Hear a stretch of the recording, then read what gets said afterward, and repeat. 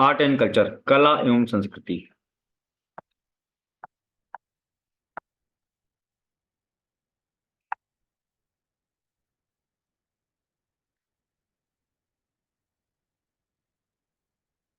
कला एवं संस्कृति का अध्ययन क्यों आवश्यक है? अगर आपको किसी भी क्षेत्र में प्रशासन एवं प्रबंधन करने हैं तो वहां पर उनकी धार्मिक मान्यताओं, उनके सोच विचार, उनके आस्था के केंद्र, उनकी पूजा पद्धति, विधि विधान, रीति रिवाजों को अच्छे से समझना होगा, क्योंकि ये वो चीजें हैं जो व्यक्ति के हृदय से नैसर्गिक रूप से जुड़ी हुई होती हैं, है ना।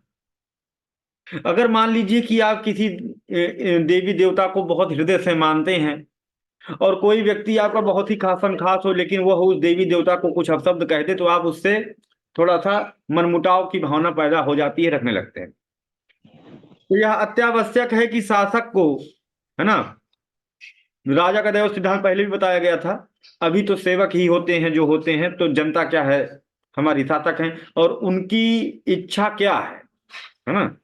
आप जाओगे, सेलेक्ट होगे, तो उनकी इच्छा क्या, वो अगर जिस क्षेत्र में आप जा रहे हो वहां का आर्ट एंड कल्चर क्या है, आपको उससे रूबरू होना होगा।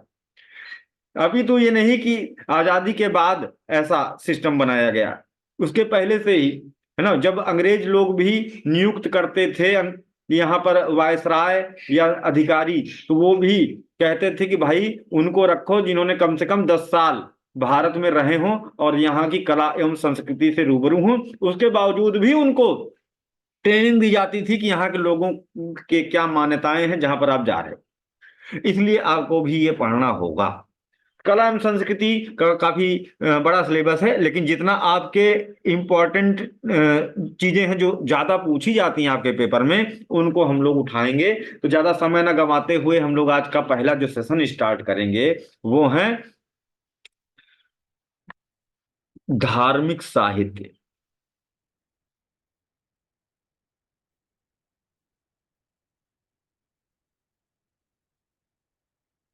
पहला, इससे संबंधित बहुत सारी जो डायरेक्ट डायरेक्ट नोट्स हैं वो भी हम आपको उपलब्ध कराएंगे, जिसमें रहेगा कि ये किताब किसने लिखी, वो किताब किसने लिखी। अक्सर आप पेपर में देखते होंगे, पूछ लेता है कि अभिज्ञान शाकुंतलम किसने लिखा, मेघदूतम किसने लिखा, कुमार संभव किसने लिखा, है ना, 10 कुमार चरितम किसने लिखा। इस तरह के क्वेश्चन देखते हैं, देखे जाते हैं पेपर में, है ना।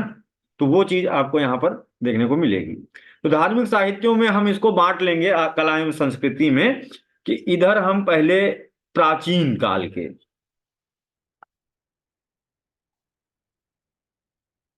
प्राचीन साहित्यिक ग्रंथ।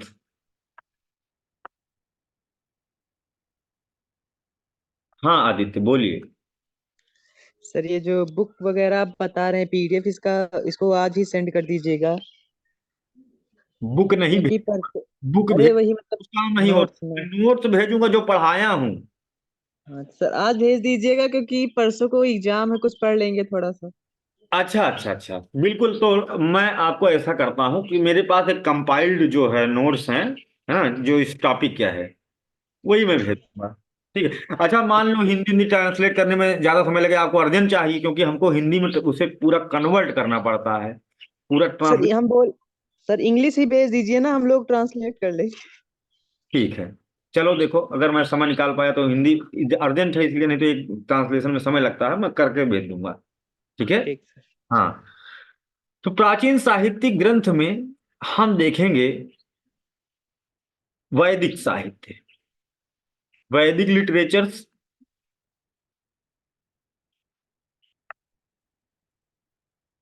दूसरा है आपका बौद्ध ग्रंथ, सूत्र पिटक, विनय पिटक, अभिधम पिटक, और भी बहुत सारे हैं, दीपवंश, महावंश, है ना, बौद्ध ग्रंथ।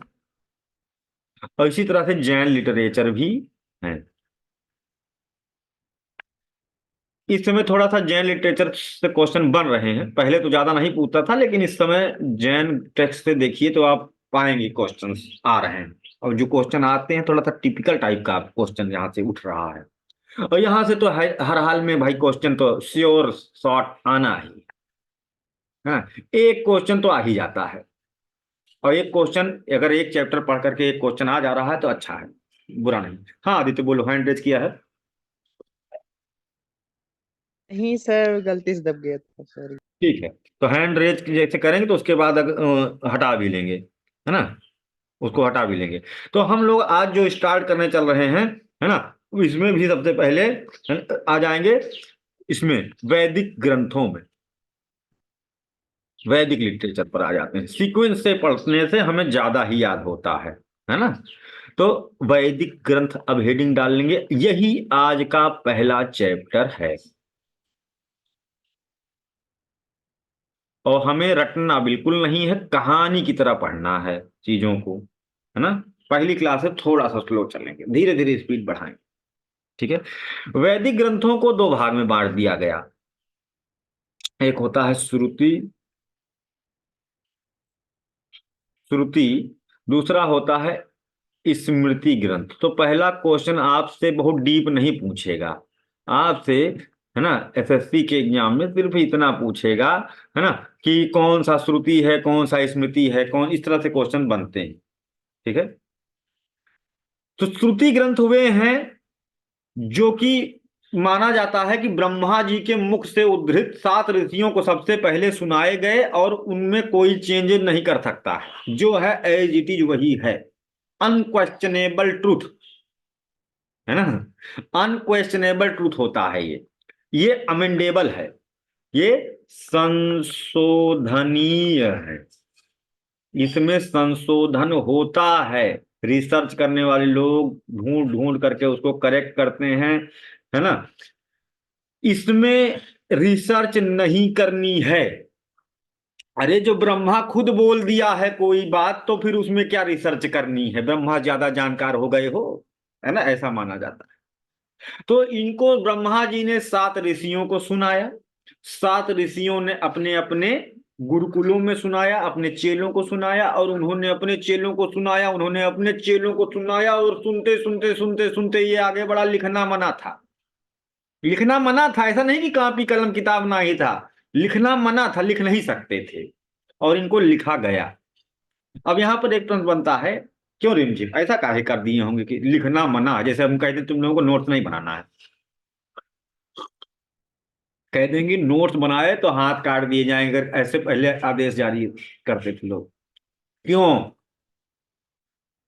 क्यों, क्योंकि अगर लिख दिया तो जो लोग टारगेटेड नहीं है उनके हाथ भी लग सकता है, जो हमारे स्टूडेंट नहीं हैं उनके हाथ भी लग सकता है, कुछ ऐसे तबके के लोगों के हाथ लग सकता है, शक्तियों का रहस्य कि वो जो है फिर आपके बराबर हो जाएंगी। यह भी एक बात वहां पर चला करती थी, है ना, अपने कुल को ऊंचा करते जाना है ना। उसके लिए यह भी जरूरी है कि अच्छी अच्छी चीजें अपने कुल को बताई जाएं, और लेकिन सबको ना बताई जाए, क्योंकि अगर सभी लोग ताकतवर हो जाएंगे तो फिर वहीं पर ताकत समान हो जाएगी, फिर आपको और ताकत इकट्ठा करना पड़ेगा, है ना। इसलिए तो इसको केवल सुन सुन करके, और दूसरी चीज इससे याद भी, पहले लोग याद कर लेते थे पूरा का पूरा, है ना। जो ये ब्राह्मण लोग थे, ये कैटेगरी थी, ये जो बने हुए थे ना, मतलब कैटेगरी रैंक है ये, जिनको द्विवेद याद हैं। एक वेद याद रखने वाले को तो कुछ समझे ही नहीं जाता था, कहा जाता तो तुम अभी फिर से पढ़ो, है ना। द्विवेद याद है, द्विवेदी, तीन वेद याद है, त्रिवेदी, चार वेद याद है, चतुर्वेदी, चारों वेदों का मिश्रण करके बता दिया, मिश्रा, है ना। तो ये जो ब्राह्मण थे, रैंक हुआ करती थी, है ना। अभी एको वेद नहीं याद, एक चौपाई भी नहीं पढ़े हैं, कहेंगे हाँ मिश्रा। वेदों का दर्शन भी नहीं किया जीवन में कभी, एक सूक्त नहीं याद है, हम चतुर्वेदी हो गए, क्या है, क्या वास्तविकता ये है, नहीं। स्मृति ग्रंथ क्या है, ये महापुरुषों के द्वारा कालांतर में अपने अनुभव लिखे गए, अनुसंधान के द्वारा, महापुरुषों के अनुभव एवं शिक्षाएं, ये क्या है, ये तो डिवाइन, इसका नेचर क्या है, डिवाइन, ईश्वरीय प्रवृत्ति के हैं। तो अब देखते हैं कि श्रुति में कौन कौन से आएंगे और स्मृति में कौन कौन से आएंगे। वेद, आरण्यक,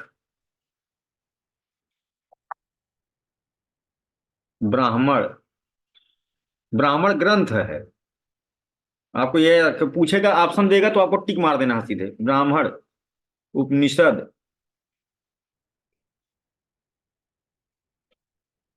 ठीक है, वेद, आरण्यक, ब्राह्मण, उपनिषद, ये सब जो आ रहा है ये श्रुति ग्रंथ के अंतर्गत आ रहा है। अभी इनको देखेंगे हल्का हल्का हल्का हल्का, बहुत डीप नहीं जाना है, हल्का हल्का इनको हम लोग देखेंगे। वहीं पर आप इधर चले आइए स्मृति ग्रंथों में, है ना, जैसे ज्योतिष, है ना, खगोल शास्त्र, ज्योतिष, इतिहास, हम्म पुराण हो गए। मतलब इसमें थोड़ा एरर भी होने की संभावना है, एरर होती है, और धीरे धीरे धीरे करके उनको हम ठीक भी करते हैं। निरुक्त याद रखना, निरुक्त कई बार पूछा गया, निरुक्त कई बार पूछा गया है ना। निरुक्त, व्याकरण, जैसे पाणिनि का व्याकरण ग्रंथ किस नाम से जाना जाता है, कोई बताए? बताओ भाई, पाणिनि जी ने कौन सा लिखा था? अष्टाध्यायी। अष्टाध्यायी, है ना। अष्टाध्यायी किसने बताया भाई? रिमझिम। काफी बच्चे आगे, एसएससी वाले बच्चे काफी। हाँ ठीक है, बिल्कुल सही है। तो अब समय को देखते हुए डायरेक्ट अब पहुंच जाएंगे हम श्रुति ग्रंथों में। और श्रुति ग्रंथों में सबसे पहले उठाएंगे वैदिक ग्रंथ।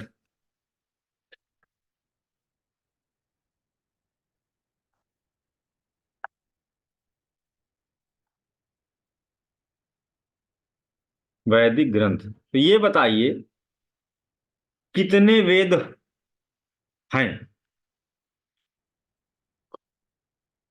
कितने वेद हैं भाई? 4। चार।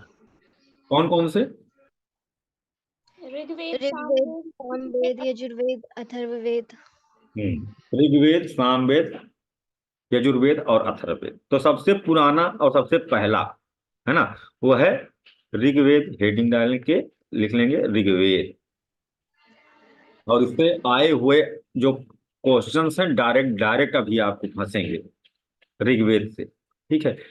ये मानवता की पहली पुस्तक भी कही जाती है, प्राचीनतम ग्रंथ है ना, जो कि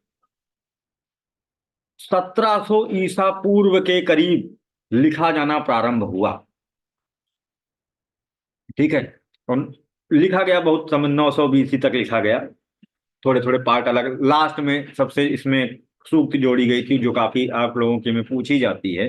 तो इसे बुक ऑफ मेडिसिन भी कहते हैं।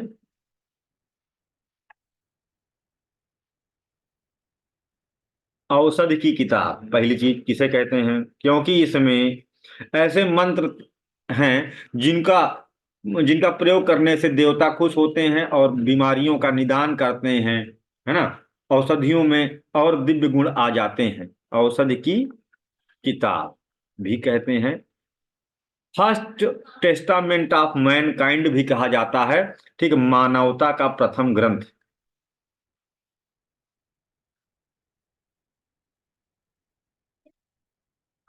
क्रिश्चियंस जो हैं उनका कहना है कि ओल्ड टेस्टामेंट है ना। सबका अपना अपना मानना है ना। हम हिंदुस्तान में रहते हैं तो यहाँ के हिसाब से बात करेंगे, ठीक है। मानवता का प्रथम ग्रंथ इसे ही कहा जाता है, ऋग्वेद को, है ना। अब ऋग्वेद में कितने मंडल हैं पता है, कोई बताएगा? 10 मंडल है। हाँ 10 मंडल है ना। इसमें क्या होती हैं, सूक्तियां होती हैं, सूक्तियां होती हैं। कितनी सूक्तियां हैं? 1017। हम्म 1024। 1028 है ओरिजिनली, तो 1028 सूक्तियां हैं, ठीक है। जिसमें 11 जो सूक्तियां हैं ये उनको अलग माना जाता है, उससे आपको मतलब वालखल सूक्ति है जिसमें 11 है, उनको अलग कर दिया गया, उससे आपको मतलब नहीं, ये डीप है, उससे आपको नहीं पूछेगा। 1028 सूक्तियां आपको याद रखनी हैं, है ना, जिसमें ओरिजिनल माना जाता है कि 1017 सूक्तियां हैं। तो पहला तो है कितने हैं सूक्तियां, इसमें 1028 सूक्तियां हैं। मंडल कितने हैं ऋग्वेद में, वॉल्यूम, जैसे एक मोटा सा किताब, फिर दो, फिर चार, ऐसे, है ना। तो मंडलों की संख्या ऋग्वेद में है कितना, 10 मंडल है। ठीक है। ऋग्वेद का जो ब्राह्मण जाप करते हैं, है ना, जैसे कोई ब्राह्मण, है ना, जो ऋग्वेद के मंत्रों से यज्ञ आहुति परफॉर्म करते हैं, उन्हें क्या कहा जाता है, ऋग्वेद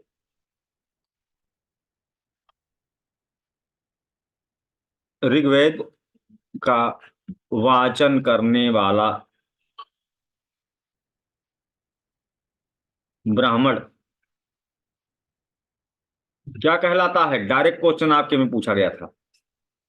होत्री। याद रखना क्या कहते हैं, होत्री नाम के ब्राह्मण होते हैं जो कि ये करते हैं। ठीक है। अब बात आती है इसमें कि कौन सा पुराना मंडल है, कौन सा सबसे नवीनतम मंडल है ना। तो दूसरा और सातवां मंडल सबसे प्राचीन है। नहीं नहीं, हाँ ठीक है, सबसे प्राचीन है। पहला और 10वां मंडल सबसे नवीन, सबसे नया, सबसे नवीन है। 8वां, सब एक एक लाइन क्वेश्चन पूछा गया है, इसमें फिल्टर नहीं कर सकते। 8वां और 9वां मंडल ये मध्ययुगीन है, मध्य युगीन है, मिडिल फेज का है ना। 9वां मंडल में सोम देवता की उपासना की गई है, इसलिए 9वां मंडल सोम मंडल कहलाता है। सोम कौन से देवता हैं? God of divine antioxidant juice, यानी रोग निरोधक आध्यात्मिक काढ़ा है, दिव्य काढ़ा, कोरोना नहीं होगा। तो ये क्या है, 9वां मंडल कैसा है भाई, रोग निरोधक काढ़ा का, है ना। सोम रस होता था, उसमें मंत्र फूंका जाता था तो वो एक्टिवेट हो जाता था, सोम देवता की उपासना करते थे, उसको पी लेने थे, 36 रोग खत्म हो जाता था। ठीक है। बहुत सारे लोग समझते हैं कि सोम मदिरा को कहते थे, ऐसा नहीं है कि आर्य शराब नहीं पीते थे, उसे सूरा कहते थे, दो चीजों का पान करते थे, सूरा और सोम। और सोम जो बनाया जाता था, पूछा भी गया है कि कौन सी वनस्पति से बनाया जाता था सोमरस, तो यूफेड्रा, याद रखना, ये हिमालय पर पाई जाने वाली एक जड़ी बूटी है, यूफेड्रा एसपीपी, क्योंकि इसके आधार पर ही तो, है ना, इसके आधार पर ही तो स्वामी दयानंद सरस्वती ने कह दिया था कि आर्य कहां से आए थे। इतिहास में ये बात है, हिस्ट्री में, तो आर्ट एंड कल्चर का कुछ चीजें हिस्ट्री से कनेक्ट हो जाएगा, है ना, जगह जगह पर। तो अगर हम बात करें कि आर्य कहां से आए थे, है ना, तो उसमें आप क्या पाओगे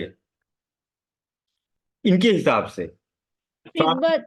हाँ, तिब्बत का पठार बता दिए थे कि तिब्बत का पठार से आए थे दयानंद सरस्वती जी, कि उन्होंने कहा ये सोमरस रेगुलर पीते थे, और इस सोमरस बनाने की जो औषधि थी वो तो केवल यहीं पाई जाती है, यूफेड्रा एसपीपी, तो इस आधार पर तो 9वां मंडल सोम मंडल कहलाता है। वहीं पर सबसे बड़ा मंडल कौन सा है? म्यूट रखिए, डिस्टरबेंस नहीं होनी चाहिए क्लास में।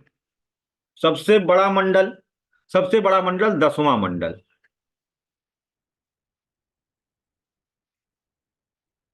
10वां मंडल सबसे बड़ा है और सबसे नवीन है। लास्ट है भी तो ऐसे भी कह सकते हो, यहाँ सबसे नया। अब इसमें से तीन चीजें और पूछी जाती हैं। 10वें मंडल में तीन प्रमुख सूक्तियां हैं, हाइम्स।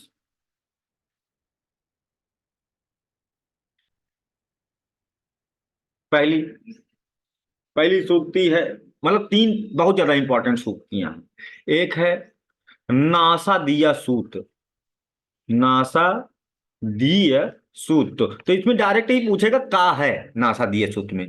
इसमें आत्मा परमात्मा, है ना, आत्मा एवं जीव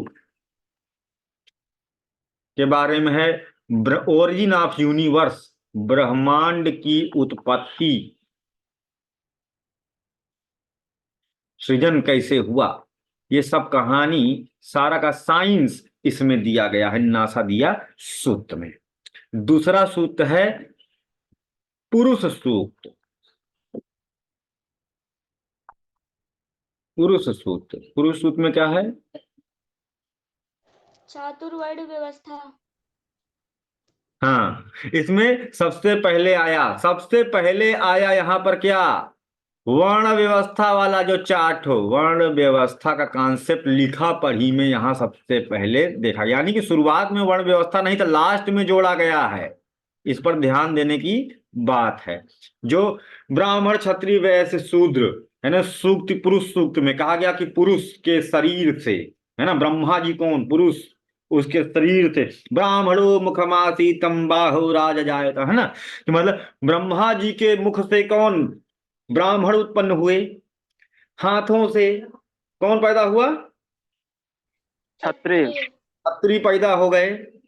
पेट से वैश्य। वैश्य पैदा हो गए, है ना। और कटी भाग से कौन पैदा हुए? शूद्र। शूद्र। ये जो डिवाइडेशन कैटेगराइजेशन हुआ है यहाँ खेला, ये सब उसकी जड़ कहाँ है?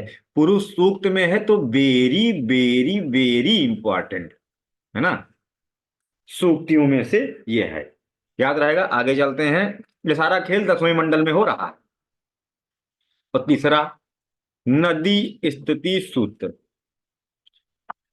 इस आधार पर, है ना, कहा गया कि आर्य सिंध नदी के तलहटी क्षेत्र के वासी थे, क्योंकि जिन नदियों की यहाँ पर पूजा और आराधना की गई है वो सिंधु नदी या उनकी सहायक नदियां हैं। इससे पता चलता है कि आर्य लोग कोनो विदेशी ना थे भाई, यहीं के थे, नदी किनारे, सिंध नदी के किनारे रहते थे, है ना।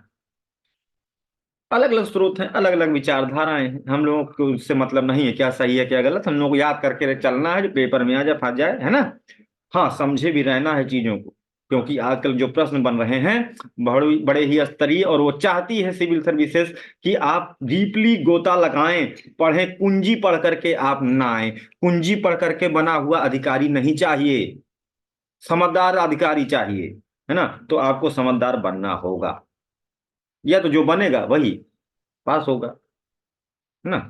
हाँ, तो इसमें क्या है? नदियों की उपासना और नदियों के प्राचीन नाम यहाँ से हमें प्राप्त होते हैं, जिसको हम थोड़ा सा जल्दी से देख लेते हैं। क्या क्या है? जैसे सिंधु नदी को, इंडस रिवर को क्या कहा गया? सप्त सिंधु लिखा गया है ऋग्वेद में। सिंधु की और कौन सा सहायक? सिंधु, है ना, सतलज, झेलम, ब्यास, चिनाब, रावी, है ना, और काबुल इत्यादि, है ना। 1 2 3 4 5 6। सतलज को शताद्री कहा जाता था। झेलम को क्या कहते थे? वितस्ता। बहुत बढ़िया, वितस्ता। इतने तेज बच्चे हमारे, है ना, दिल खुश हो जाता है इसे ही, है ना। ऑनलाइन है नहीं तो चॉकलेट कैसे दे देते खुशी के मारे। चलो, और इसमें ब्यास नदी क्या कहते थे? विपाशा। विपाशा। हाँ, अभी कुछ लोग मन में कह रहे होंगे सर जब ऑफलाइन चल रहा था तो कौन सा चॉकलेट कितनी दे दिए थे, है ना। हाँ, चेनाब को क्या कहते थे? आस्किनी। रावी को पुरुषनी या इरावती। काबुल को कुभा कहा जाता था। ठीक है, काबुल को कुभा कहा जाता था। तो ये जो नदियों की स्तुतियां की गई हैं इसमें, और नदी की स्तुति क्यों ना करें, नदी की स्तुति करने की क्यों जरूरत है? अच्छा, कभी किसी को पीपल के पेड़ को काटते, नुकसान पहुंचाते अपने एरिया में जहां पर वो सैक्रेड ग्रुप है ना, देखा है क्या कि कोई पीपल के पेड़ के ऊपर जाके बैठ करके अब उसका अपमान कर रहा हो, उसको हार्म कर रहा हो? नहीं ना, उसको अध्यात्म से जोड़ देते हैं। तो उसको, नदियों की उपासना करोगे तो नदियों में आप अपशिष्ट गंदी चीजें नहीं फेंकोगे। अगर आप उनको पवित्र मानोगे तो उनको ऊपर आप गंदी चीजें नहीं फेंकोगे, कूड़ा कचरा नहीं डालोगे उसमें, मल मूत्र गंदी चीजें नहीं डालोगे उसमें। इसलिए आपको चीजों से आस्था से जोड़ा जाता है। जब आप चीजों को सम्मान करोगे तो उनको कंजर्व करने की कोशिश करोगे। ये बहुत जरूरी है। ये कोई अंधविश्वास नहीं है ना, ये कोई अंधविश्वास नहीं, ये प्रकृति का संयोजन है। ठीक है, आगे देखते हैं कि ऋग्वेद में, है ना, जो श्रुति ग्रंथ है ना, इसमें पहला वाला हम लोगों ने देख लिया, क्या? ऋग्वेद। ठीक है, दूसरा देखते हैं यजुर्वेद। और भी बहुत सारी चीजें लेकिन आपके सिलेबस में नहीं है, एसएसटी में नहीं है कि क्या कहते हैं उनको, कौन कौन सी शाखाएं, ब्रांचेस वगैरह, तो आपको थोड़ा सा आसानी है। दूसरा है, दूसरे नंबर पर जो लिखा गया था वो सामवेद नहीं लिखा गया था, यजुर्वेद। सामवेद जो था तीसरे नंबर पर लिखा गया था, लेकिन इंपॉर्टेंस की दृष्टि से उसे दूसरे नंबर पर रखा गया है। यजुर्वेद यजुस शब्द से उत्पन्न हुआ है ना। यजुस मीन्स होता है आहुति। आहुति के मतलब क्या होता है? यज्ञ विधान, है ना, यज्ञ। तो सैक्रिफिशियल फार्मूला, यज्ञ वेदियां का निर्माण करना। अभी क्या होता है, हम लोग क्या करते हैं, कोनो तरह का अनुष्ठान हो, है ना, एक तरह की यज्ञ वेदी। पहले क्या होता था, जैसे अगर अपना भला करने के लिए कि हमारा नौकरी लग जाए, है ना, यज्ञ कुंड जो होता था पिरामिडल चौकोर बनाया जाता था, और यही बनाना जाया चाहिए। तो उसके जानकार लोग होते थे कि यज्ञ वेदी कितनी बड़ी होगी, कैसी होगी, तो बनाते थे, है ना। यजुर्वेद के जानकार सबसे पहले आते थे, बताते थे क्या क्या सामग्री लगेगा और कैसा कैसा हवन वेदी बनाते थे, व्यवस्था बनाते थे। तो फिर दूसरे आते थे यज्ञ करने के लिए, है ना। तो यजुर्वेद का ऐसे, इसी तरह से गोल है, तो यानी कि पूरे समाज की भलाई के लिए कोई यज्ञ की जा रही है, पूरी पृथ्वी की भलाई के लिए। सर्वे भवन्तु सुखिनः, सर्वे सन्तु निरामयाः, सर्वे भद्राणि पश्यन्तु मा कश्चित् दुःख भाग् भवेत् की भावना से अगर यज्ञ किया जा रहा है ना, तो गोल गोल कर देते थे। और जब मान लो युद्ध में विजय के लिए यज्ञ किए जाते थे तो तिकोना होता था, राक्षसी प्रकट करना है, देवता प्रकट करना है, किसी अस्त्र शस्त्र तंत्र मंत्र वाला काम होता था, तिकोना बना दिया जाता था। अब जो क्या होता है, कुछ काम हो एक के तरह की यज्ञ वेदी, तो बहुत बढ़िया किसने डिश बनाया होगा, बहुत बुद्धिमान रहा होगा, है ना, ऐसा बना दिया कि भगवान खुद जान ले कि तुम्हारा का काम है। ऐसा बना दिया है यज्ञ वेदी कि नीचे गोल, साइड से देखो तिकोना होता है और ऊपर से देखो चौकोरो होता है। हमको नहीं पता मालिक कि हम क्या करने जा रहे हैं, बस हमारा ये उद्देश्य है, ये हवन कुंड खरीद के लाते ना जो, उसमें तीनों दिखाई देगा आपको, भगवान खुद ही समझ लें कि कौन सा वाला आप कर रहे हो, है ना। हाँ, लेकिन पहले इस तरह का सिस्टम नहीं होता था, आर्टिफिशियल और काम चलाऊ वाला टेम्परेरी काम, कि भगवान खुद ही समझा कि चलो तिकोना वाला मान लेते हैं। अच्छा अच्छा, तुम्हारा अपने लिए कर रहे हो, चलो ठीक, मैं चौकोर वाला मान लेता हूँ, है ना। कौन बनाता था फिर इसे? यज्ञ वेदियों का निर्माण जांच परख करके, है ना, समय अवधि को देखते हुए बनाया जाता था, है ना। और 1400 से 1000 बीसी के बीच में ये लिखा गया यजुर्वेद, है ना। और इनको जानकार जो होते थे वो थे अधवर्यु। याद रखना, डायरेक्ट ही अधवर्यु। इसके दो पार्ट थे, कृष्ण यजुर्वेद और शुक्ल यजुर्वेद। कृष्ण यजुर्वेद और शुक्ल यजुर्वेद, इसकी ये दो ब्रांचेस हैं। मान लो कभी पूछे वैसे आपने, ब्लैक एंड व्हाइट यजुर्वेद, यानी कि आप इसको ऐसे समझ सकते हो। है ना, ये होता अध्वर्यु। क्लियर हो गया। तीसरा नंबर आते हैं सामवेद।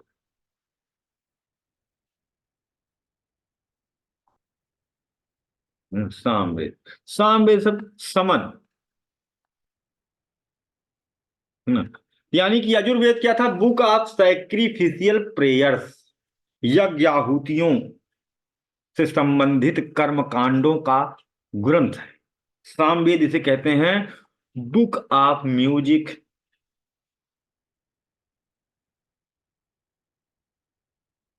संगीत की किताब कहा जाता है, संगीत की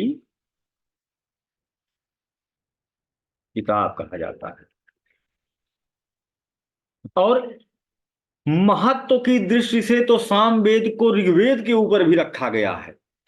कहा जाता है कि जब देवता ऋग्वेद की आहुतियों से अगर प्रसन्न ना हो रहा हो तो सामवेद की ऋचाओं का प्रयोग करिए, है ना।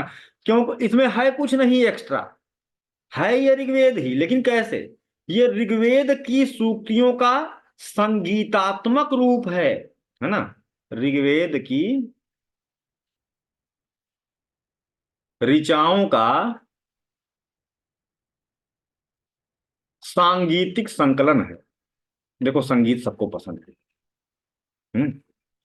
देवता अगर नहीं मान रहा है ऐसे कहने पर तो गाना गाना पड़ेगा। पिक्चरों में देखे ना, बॉलीवुड में जब हीरोइन रूठ जाती है तो क्या करता है? हीरो गाना गाता है ना, तो मान जाते, है ना। ये देवता पे लगा दो।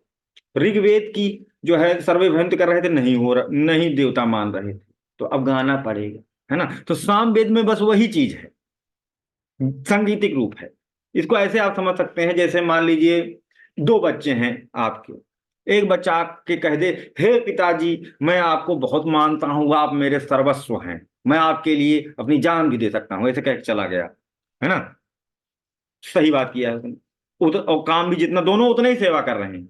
लेकिन दूसरा बच्चा आया, है ना, बढ़िया फूल वूल सजा करके, थाली लेकर के, है ना, ऐसे ऐसे झूमते हुए, है ना, त्वमेव माता च पिता त्वमेव, है ना, विद्याधर्मिणम त्वमेव, है त्वमेव सर्वम मम देव देव, अपना गाना शुरू कर दे। तमादि देवा पुरुषा पुराणम तमस्य विश्वस्य परमम निधानम, तया तदम विश्वनंद, बड़ा बता रहा, बड़ा सा गाना लगे तो क्या होगा? आप दोनों पर खुश होगे, लेकिन दिल से पूछो किस पर ज्यादा खुश होगे? जोन गाया था ना आपके लिए, आएगा कि नहीं अंदर से थोड़ा सा? तो यही है, देवता जब रूठ रहा है तो क्या करना है? नहीं मान रहे, है ना, सामवेद का प्रयोग कर दीजिए। तो सामवेद क्या है? ऋग्वेद के जो ही श्लोक हैं उनका संगीतात्मक रूप इसमें प्रस्तुत किया गया है। और सामवेद की हाइम्स को जो गाते हैं उन्हें क्या कहते हैं? उद्गात्री या उद्गाता। बहुत ज्यादा इंपॉर्टेंट बात है, उद्गाता या उद्गात्री कहा जाता है। ठीक है, क्लियर हो गया। इसके तीन पार्ट हैं, वैसे आपसे वैसे पूछा तो नहीं जाएगा शायद, है ना, लेकिन कौथुम, कौथुम, जैमनीय और राणायनीय, तीन शाखाएं हैं। ये थोड़ा सा सिविल का सिलेबस हो जाता है, आपका नहीं है तो इसलिए आप बच जाते हैं, है ना। अगला देखते हैं,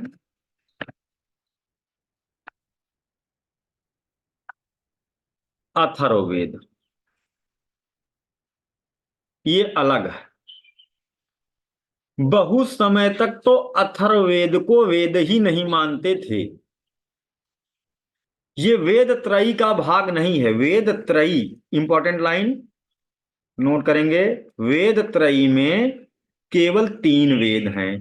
ठीक है, ऋग्वेद, सामवेद और अथर्ववेद। ऋग्वेद, सामवेद और अथर्ववेद, भाई ये तीन तो वेद त्रयी हैं, है ना। ये वेद त्रयी का भाग नहीं है। काहे? कितना इग्नोरेंस! इसको बहुत बाद में वेद घोषित किया गया। यहां तक कि मतलब जो लोग अथर्ववेद का गायन करते थे उनको लोग थोड़ा सा डरते थे। कहते अरे बाप रे ये कौन आ गया, है ना। उनको समझते थे कि बहुत बड़ा तांत्रिक है ये, है ना। क्यों? क्योंकि ये जादूगरी की बुक ऑफ मैजिक कहलाता है, बुक ऑफ मैजिक। लेकिन ये कौन सा मैजिक, भी कई तरह के होते हैं, व्हाइट मैजिक है ये, है ना। तंत्र मंत्र जादू टोना टोटके, तो ये सब चीजों को कुछ भी हो कम अच्छा माना जाता है समाज में, है ना। और घूम फिरा कर लोग को चाहिए होता लेकिन यही, देवता नहीं चाहिए होता है व्यक्ति को वास्तविकता में, उसको चाहिए कोनो ऐसा मंत्र बता दो कि हमारा लॉटरी लग जाए। असल में व्यक्ति को चाहिए क्या? देवता? No no no. देवता भी चाहिए क्या है लिए? अपने काम के लिए। हम कह रहे हैं अगर कोई व्यक्ति, है ना, जैसे किसी देवी देवता की उपासना कर रहा है, अगर देवी देवता उसका काम नहीं किया साल डेढ़ साल में, तो देखना वो बदल देगा उसे। बहुत कम लोग हैं जो एक देवता पकड़े बैठे रहे। हाँ रुचि बोलो। सर वेद त्रय में ये अथर्ववेद नहीं होगा, यजुर्वेद होगा। अरे वेद त्रयी में, हाँ हाँ सॉरी, तो लिखने में गड़बड़ी हुआ है। हाँ यजुर्वेद, ठीक, अच्छा करेक्ट कराया, थैंक यू।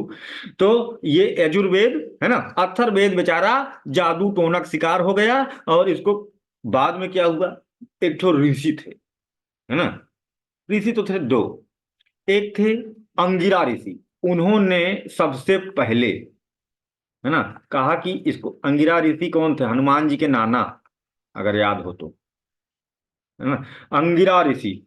तो अंगिरा ऋषि ने इसकी हवन किया और कहा कि भाई आप लोग भी करो, यह भी वेद का भाग है, यह हमारे जीवन का अंग है ना। और उसके बाद में दूसरे ऋषि थे अथर्व ऋषि, ऋषि अथर्वन, है ना। तो अथर्व ऋषि अंगिरा ऋषि, इन दो लोगों ने इसको वेद बनाया, तब जाकर के ये वेद के अंतर्गत आया। तो इसी कारण से अथर्ववेद का जो असली और पूरा नाम है अथर्वांगिरसी वेद है। असली नाम अथर्ववेद का अथर्ववेद नहीं है, पूरा नाम है इसका अथर्वांगिरस वेद है। अथर्व ऋषि और अंगिरा ऋषि ने इसको वेद बनाया, नहीं तो ये वेद ही नहीं था बेचारा, है ना। क्लियर हो गया? इतना हो गया। तो अब हम लोगों ने देख लिया कि वेद जो चार ठो थे उनका क्या था। क्लियर? दूसरा, अब इन वेदों के उपवेद भी हैं जो अक्सर पेपर में पूछे जाते हैं। डाउट पूछने के बाद भाई हैंड जो रेज किए है ना रुचि, डाउन कर लिया करो, नहीं तो मैं कंफ्यूज हो जाता हूं कि तुम्हें पूछना है कि नहीं पूछना, है ना। उपवेद,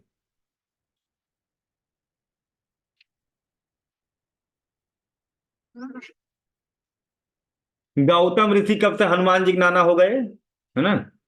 गौतम ऋषि हनुमान जी के नाना नहीं, ठीक है। और ढंग से देखो तो उपवेद क्या होते हैं, ये प्रैक्टिकल साइंस है, प्रायोगिक ज्ञान।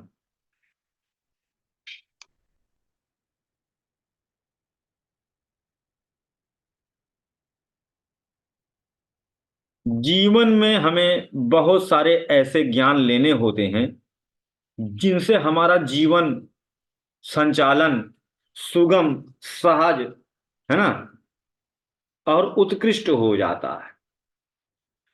तो उन पर लंबे समय तक अनुसंधान हुए हैं, तब जाकर के ऐसा हुआ। तो आप अनुसंधान करने पे आओगे तो उतना ही समय लगेगा, तो अनुसंधान होते होते हुए जहां आया हो तो उसको पूरा पढ़ लो तो आपका आसान हो जाएगा। तो ये प्रायोगिक शास्त्र हैं जो वेदों पर आधारित हैं। तो पेपर में क्वेश्चंस जो बनते हैं आपके, वो बनते हैं कि भाई ये कौन सा उपवेद किस वेद से लिया गया है। यहां से डायरेक्ट क्वेश्चन आते हैं, कैसे आएंगे हम लोग उसको कैटेगराइज कर लेंगे, है ना। इधर लिख लेते हैं उपवेद, और इधर लिख लेंगे, आज पहली क्लास ठीक है, स्ट्रेंथ है, 11-12 लोग आए थे, लेकिन और लोग आना चाहिए, है ना। घर बैठ करके भी पढ़ नहीं पाओगे तो क्या ही कर लोगे, अब सरकार और क्या कर दे भाई, है ना। आपके लिए सारी व्यवस्था तो दे रही है कि नहीं? तो उपवेद हो गया।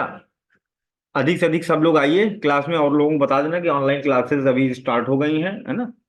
हाँ, और क्लास रिकॉर्डिंग उसी को देंगे जो क्लास में आएगा, इसमें नहीं होगा, है ना। क्लास में आइए, डिस्कस करिए, तभी रिकॉर्डिंग देंगे।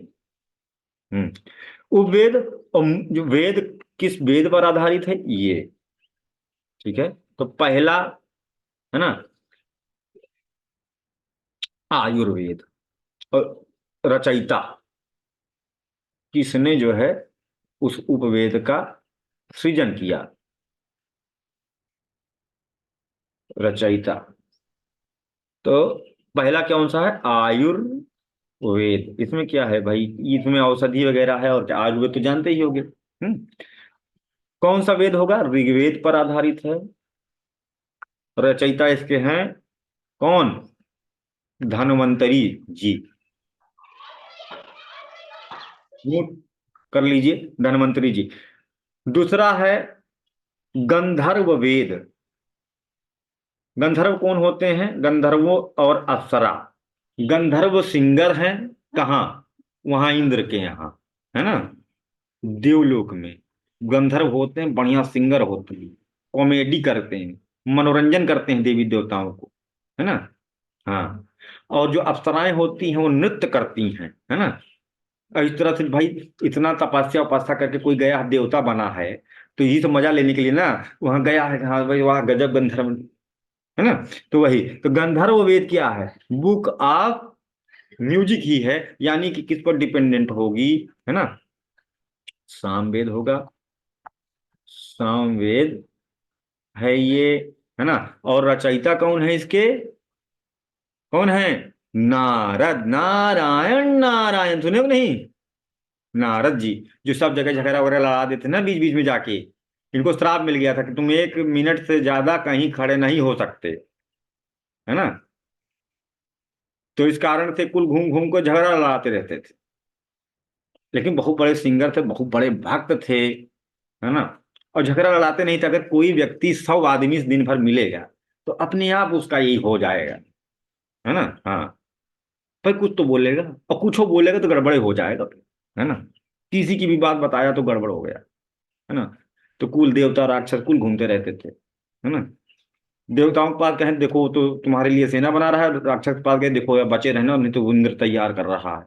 और उसमें दोनों शंका गए, दोनों आपस में भिड़ गए। फिर यही नारद पहुंचे कि विष्णु भगवान के पास, हे प्रभु बचा लो, बड़ा बवाल हो रहा है वहां धरती पर।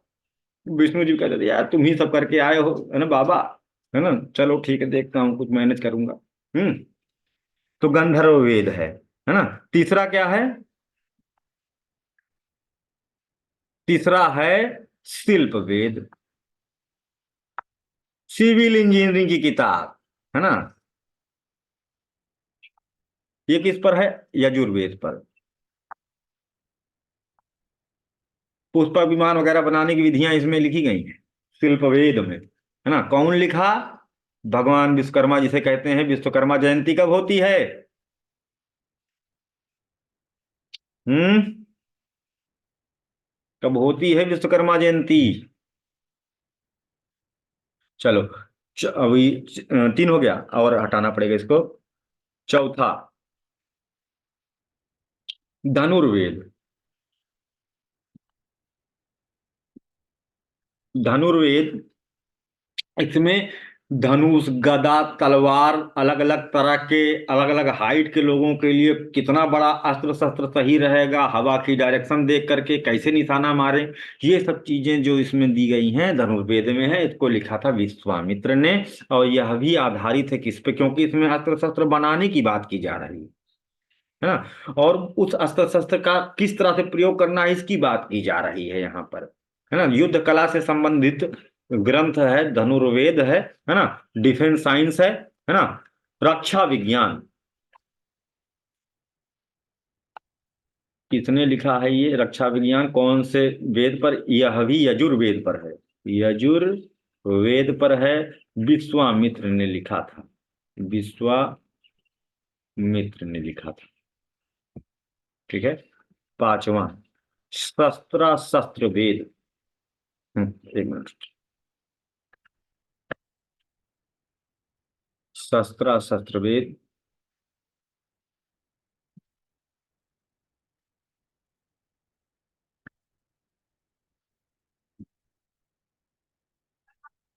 किसी ने लगा दिया क्या?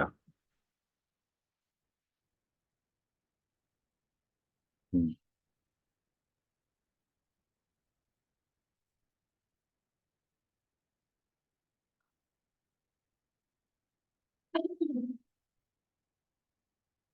शस्त्रास्त्र वेद। शस्त्रास्त्र वेद क्या है भाई, है ना? धनुर्वेद और शस्त्रास्त्र वेद में अंतर क्या है?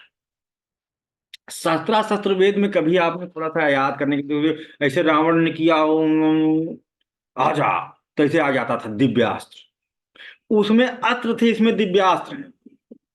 इसमें ब्रह्मास्त्र बुलाने की मंत्र है, इसमें गरुणास्त्र बुलाने के मंत्र हैं, इसमें क्या कहे पन्नवी बाण बुलाने के अस्त्र हैं, है ना? तरह तरह के दिव्य अस्त्र। इसमें जमभृत विद्या का मंत्र है कि मतलब पूरे मंत्र फूंक दो, शत्रु की सेना तुरंत की तुरंत बेहोश सो जाएगी, है ना? घोड़ों को भड़का देने के मंत्र। यानी इसमें तंत्र मंत्र टोटकों के माध्यम से शत्रु को कैसे मारा जाए, ऐसे हवन की एक कृत्या पैदा हो गई, हा करके एक राक्षसी आ गई। का आदेश है मालिक शुक्राचार्य का, जाओ पूरी सेना को नष्ट करके चली आओ। तो वो सब चीजें इसमें है। यानी ये कौन से वेद पर आधारित होगा? हम्म। जादू है, तंत्र मंत्र है, अथर्व वेद पर आधारित। कौन लिखा था? लड़ाई झगड़ा का कारनामा सारा एक ही आदमी के भरोसे पर चलता था, वो थे विश्वामित्र। ठीक है, विश्वामित्र जी ये बहुत बड़े ऋषि थे, बस ये बेचारे इस महर्षि, इन्हीं सब हरकतों की वजह से ये महर्षि नहीं बन पाए थे, ब्रह्म ऋषि। और ब्रह्म ऋषि का उपाधि दे दिया गया था किसको? वशिष्ठ को।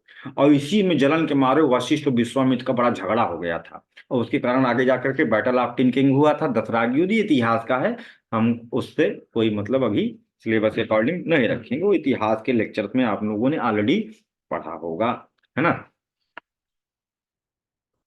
तो ये था शास्त्रास्त्र वेद उपवेद।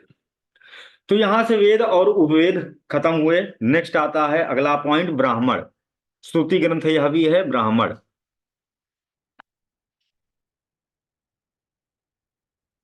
ब्राह्मण, लेकिन उपवेद जो आ रहे हैं, है ना, उनको जो है वो प्रैक्टिकल साइंस का है, उसमें चेंजेस होगा, उसमें अमेंडमेंट होगा, इसको ध्यान रखना। वो अलग कैटेगरी है, भले उपवेद है लेकिन वेद का है। ठीक है, श्रुति में नहीं आएगा वो। ठीक। तो ब्राह्मण, ब्राह्मण ग्रंथ श्रुति ग्रंथ है। ब्राह्मण किताब है, जात तो ही है ना? जो ब्राह्मण पढ़े वही ब्राह्मण, समझे ना? जो ब्राह्मण ग्रंथ पढ़े और समझाए वही होता है ब्राह्मण। ऐसे थोड़ी ना हो जाएगा कोनो भी ब्राह्मण, कोई भी ब्राह्मण हो जाएगा, कैसे हो जाएगा भाई, है ना? अगर आप अभियांत्रिकी नहीं करते हो, जानकार नहीं हो, तो कैसे इंजीनियर? हम्म। अगर आप चिकित्सा शास्त्र के जानकार नहीं हो, चिकित्सा नहीं करते हो, तो आप कैसे डॉक्टर? कहाँ डॉक्टर? कौन से डॉक्टर? है ना? हाँ, कहने की बात है। तो यह करता क्या है ब्राह्मण? ब्राह्मण क्या है कि इनकी सहयोग से, है ना, ही ये वो ग्रंथ हैं जिनके माध्यम से वेदों को समझा जा सकता है। ये वेदों को समझने के लिए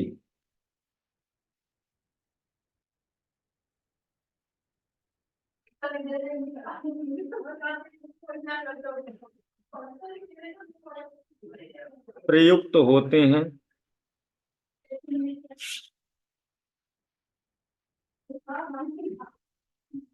ठीक है, सूक्तियों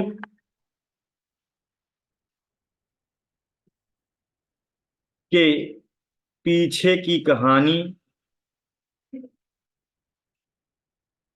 एवं उनके अनुप्रयोग को इंगित करते हैं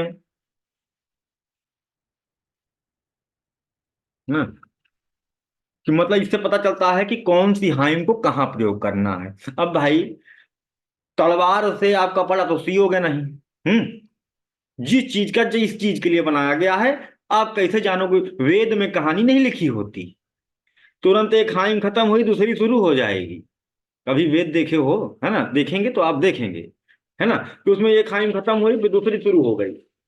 उसमें कहानी नहीं बताया गया होगा, ब्राह्मण बताएगा कहानी उसकी, कि इसका क्या करना है भाई, कैसे प्रयोग करना है। जैसे गायत्री मंत्र कौन से मंडल में है? तीसरे मंडल में। याद रखना, गायत्री मंत्र तीसरे मंडल में है। और गायत्री मंत्र क्यों लिखा गया था?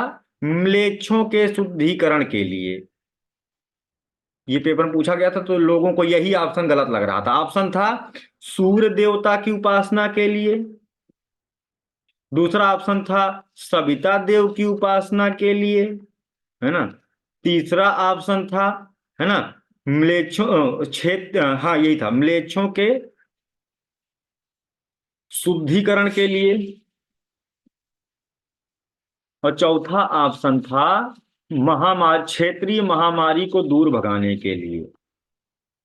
तो ज्यादातर लोगों ने, 95% लोगों ने सविता देव की उपासना के लिए, है ना, सविता देव की उपासना के लिए वाले पर टिक मार दिया। तो भाई इंसान बड़ा स्वार्थी जीव है, देवता की उपासना भी बिना स्वार्थ के नहीं कर सकता। तो वो जो है सविता देव की उपासना के लिए मंत्र नहीं रचा था, अपने काम के लिए रचा था। तो वहां पर सविता देव की भी उपासना, हे देवता आओ हमारा काम कर दो, ये होता है ना। तो अगर प्रश्न में आता है कि ऋग्वेद में जो गायत्री मंत्र कौन से मंडल में है, तो तृतीय मंडल में है। किसने लिखा था, किसने बनाया है ये मंत्र? तो विश्वामित्र ने इसकी रचना किया था। तीसरा मंडल विश्वामित्र लिखे थे, है ना, विश्वामित्र ने रचा था। इसे काहे लिए? म्लेच्छों के शुद्धिकरण के लिए रचा था। दरअसल बैटल ऑफ टेन किंग में क्या था कि एक तरफ सुदास थे और उन्होंने इनको निकाल दिया था, है ना, विश्वामित्र को, वशिष्ठ को रख लिया था, तो चिढ़े हुए थे। एक तो ब्रह्मर्षि भी वही बन गए थे, है ना। तो ये बदला लेना चाहते थे, झगड़ा लड़ा रहे थे। 5 राजपूत और 5 म्लेच्छ राजाओं को, मतलब जनजाति ट्राइबल्स जो लोग थे उनको इकट्ठा कर, उनको म्लेच्छ कहते थे तब, इकट्ठा करके युद्ध कर रहे थे, विश्व युद्ध करवा रहे थे, है ना। तो उसी चक्कर में जब उच्च कोट के जो राजपूत थे वो कह रहे थे कि भाई मैं तो इन छोटे लोगों के साथ बैठ करके मीटिंग नहीं करूंगा, है ना। तो उन्होंने कहा ठीक है मैं इनको शुद्ध किए देता हूं। तो एक मंत्र रचे, गायत्री मंत्र। और किसको समर्पित है? तो सविता देव को समर्पित है। अगर प्रश्न है कि गायत्री मंत्र किसको समर्पित है, तो वो गायत्री मंत्र सविता देव को समर्पित है। सविता देव कौन है? God of divine light, inner light, अंतः ज्ञान के प्रकाश की देवी, है ना, या देवता, जो भी समझना हो समझ लो, है ना, अपने हिसाब से। ठीक है, तो अंतः प्रकाश के देवता यहां पर सविता देव कहा गया है ना। इनका फीमेल वर्जन है ना, सावित्री देवी। ठीक है, तो अंतः प्रकाश की देवी है। एनलाइटमेंट जिनका होता है इन्हीं इन्हीं की कृपा से, तो वो कहे कि इनका एनलाइटमेंट हो जाए, इसीलिए लोग कहते हैं कि गायत्री मंत्र जाप करो तो एनलाइटमेंट हो जाएगा। ठीक है, तो अगर आप गायत्री मंत्र जाप करेंगे, एनलाइटमेंट होता कि नहीं होता मैं उसकी जिम्मेदारी नहीं लेता, तो ये सब नहीं करना है ना। सिंपली हमें नॉलेज लेनी है और पेपर क्रैक करना है। क्लियर है ना। तो यहां पर अगर कहेगा प्रश्न कि किसको समर्पित है, तो सविता देव को समर्पित है। काम क्या था? तो म्लेच्छों का शुद्धिकरण था, है ना। तो ये जो पूरी बात कहाँ पढ़ने को मिलेगी? ब्राह्मण में पढ़ने को मिलेगी। और वहां क्या मिलेगा? भूर्भुवः स्वः तत्सवितुर्वरेण्यं भर्गो देवस्य धीमहि धियो यो नः प्रचोदयात्, है ना। वहां ओम नहीं लिखा है ना। हाँ, क्योंकि पूरा मंत्रो ही उल्टा लिखा है ना, कीलित है। चलिए, ये था ब्राह्मण ग्रंथ समझने में काम आते हैं। तीसरा होता है आरण्यक। आरण्यक, आरण्य मतलब क्या होता है? जंगल। बहुत बढ़िया, अरण्य मतलब होता है जंगल। और जंगल में पहले कौन लोग रहते थे? जो घर वर छोड़ करके, देश दुनिया समाज छोड़ करके कहाँ चले जाते थे? साधना वधना करने चले जाते थे जंगलों में। बड़े बड़े ऋषि मुनि तपस्वी रहा करते थे। तो यानी ये वो ग्रंथ हैं जो जंगलों में महा ऋषियों के द्वारा लिखे गए। ठीक है, जंगलों में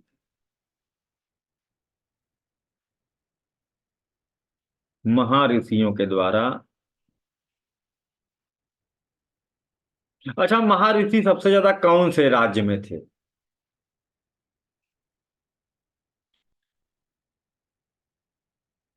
उत्तर प्रदेश। इसलिए उत्तर प्रदेश का प्राचीनतम नाम में महर्षि देश भी था। उत्तर प्रदेश जो है महर्षियों का देश है ना। और जहां महर्षि रहेंगे देवता भी वहीं रहेंगे, है ना। और महर्षि मतलब आर्यावर्त भी कहते थे। क्या कहा था हमने? हमारा यूपी विशिष्ट है। दिव्य आत्माएं यहाँ पर रहती हैं, वास करती हैं, है ना। तो महर्षि, तो इसमें है क्या? इसका मेन जंगलों महर्षियों द्वारा लिखे गए, तो इसमें होता क्या है?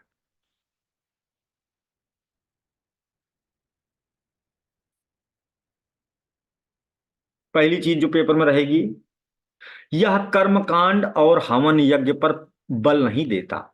कर्मकांड एवं हवन यज्ञ, कहता है ये सब फालतू चीज है, पर ध्यान, पर बल नहीं देता। बल नहीं को ऐसे लिखो, नहीं, यही फंसाएगा। देता है कि नहीं देता? नहीं, नहीं देता है, याद रखना। यहाँ फूल चढ़ाओ, यहाँ ये करो, घंटी बजाओ, है ना, ये नहीं। ये क्या कहता है, किस पर फोकस करता है? रहस्यवाद। ठीक है, रहस्यवाद, मिस्टिज्म, दर्शन, फिलॉसफी, ठीक है, और मेडिटेशन, ध्यान एवं समाधि। यानी ये बाहर से ईश्वर का जो है ध्यान करने की बजाय शरीर के अंदर ईश्वर के ध्यान करने की बात करता है ना। इसमें ये भी बात पर फोकस किया गया है कि जो बाहर है वो अंदर है। शंकर जी ने भी कहा था यत् पिंडो तद ब्रह्मांडो। बाहर जाने की जरूरत नहीं, सब शरीर के अंदर है। सारे देवता, सारे भगवान, सारे ईश्वर, सारी शक्तियां हमारे शरीर के अंदर ही व्याप्त है। हमें कहीं बाहर ढूंढने की जरूरत नहीं। हाँ, बाहर भी है, ऐसा नहीं है बाहर नहीं है। जो बाहर है वही अंदर है। तो चाहे बाहर कर लो चाहे अंदर कर लो, हम यहाँ पर किसी चीज को डिनाई नहीं कर रहे हैं। ठीक है, ना ही ऋषियों ने ही डिनाई किया है। उनका कहने का मतलब है भाई, मैं जंगल जंगल भटक के आया, बाद में मुझे पाया कि सब अंदर ही है ना। मैं जंगल सिर्फ इसलिए आया क्योंकि मुझे लिखने को कोई डिस्टर्ब करने वाला ना हो। पता चला जैसे हम यहाँ बैठे हैं लिखने, ग्रंथ लिख रहे हैं, तब तक आ गया, क्यों भाई वहां नेवता चलोगे? पिताजी ने कहा जाओ तुम वहां आटा पिसा लाओ, और हम यहाँ लिखे बैठे ग्रंथ, है ना। तो बढ़िया जंगल में जाकर लिख लो आराम से, कोनो दिक्कत नहीं। क्लियर? अगली बात, लास्ट, आज के टॉपिक का लास्ट, यहीं से श्रुति ग्रंथ खत्म होंगे। कल हम लोग स्मृति ग्रंथों पर आएंगे। श्रुति और स्मृति ग्रंथ कल निपट जाएंगे। ठीक है। उपनिषद,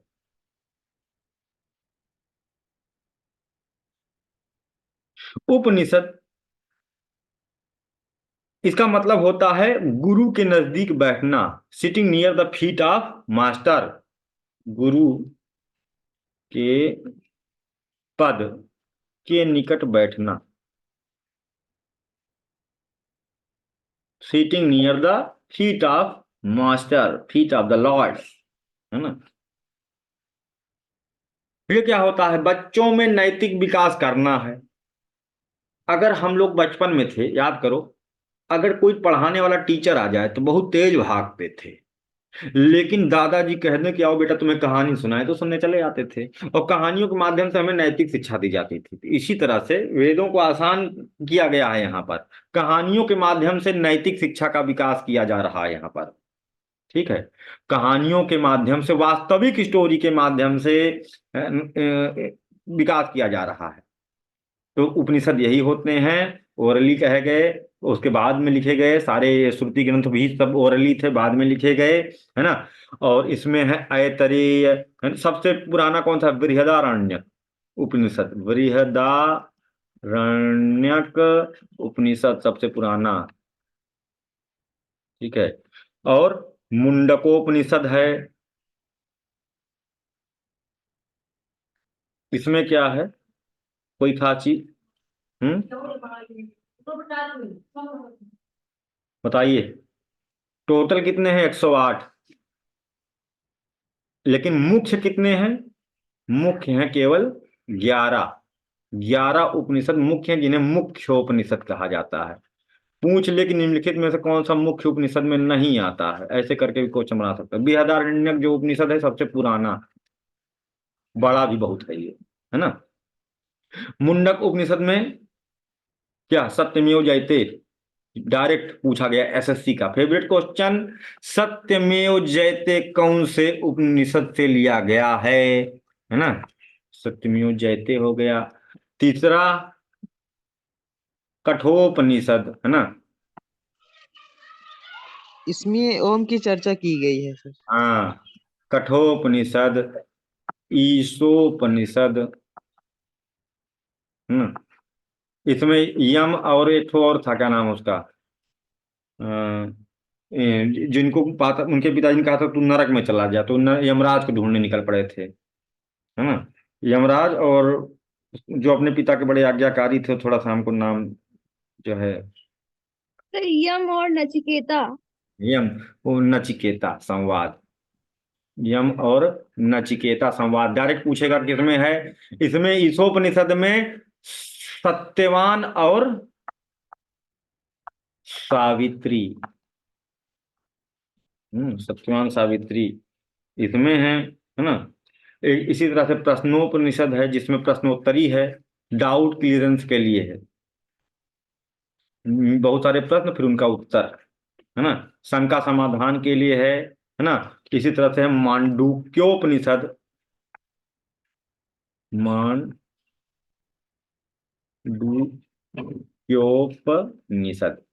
नोट्स भेजेंगे, सारे उपनिषद आपको उसमें इकट्ठे मिल जाएंगे, है ना।